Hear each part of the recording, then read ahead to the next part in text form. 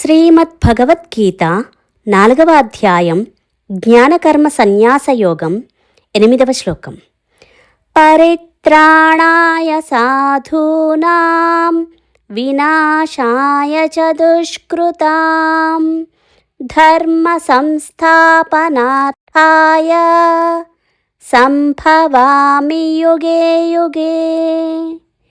ఈ శ్లోకం యొక్క తాత్పర్యం: సత్పురుషులను పరిరక్షించుటకును, దుష్టులను రూపుమాపుటకును, ధర్మమును సుస్థిరమునర్చుటకును నేను ప్రతియుగమునందును అవతరించుచుందును. ఈ శ్లోకం యొక్క వివరణ. శ్రీకృష్ణుడు చెబుతున్నాడు, ధర్మాన్ని నిలబెట్టాలంటే ధార్మిక పురుషులను పరిరక్షించుకోవాలి. నేను ధార్మిక పురుషులను రక్షించటం కోసం అవతారం ఎత్తుతాను. అంటే ధర్మాన్ని పాటించే వారిని రక్షించడం ద్వారా ధర్మాన్ని నిలబెడతాను అంటున్నారు.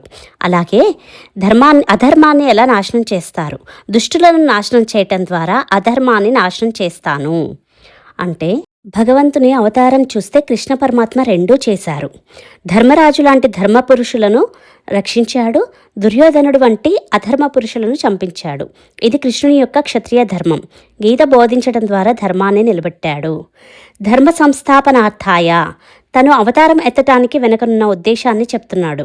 ధర్మాన్ని రక్షించటానికి విష్ణుమూర్తి ఎత్తిన 10 అవతారాల్లో రామావతారం, కృష్ణావతారం శ్రేష్టమైనవి. రామావతారంలో తానే ధర్మానికి ప్రతీకగా నిలిచాడు. రాముడిని చరిత్రను రామాయణం అంటారు. కృష్ణ పరమాత్మ ధర్మాన్ని బోధించాడు. అందువల్ల రాముడు చేసింది చేయండి, కృష్ణుడు చెప్పింది చేయండి. సంభవామి యుగే యుగే, ప్రతి యుగంలోనూ నేను అవతారం ఎత్తుతాను అని శ్రీకృష్ణ పరమాత్మ చెబుతున్నారు. హరే కృష్ణ.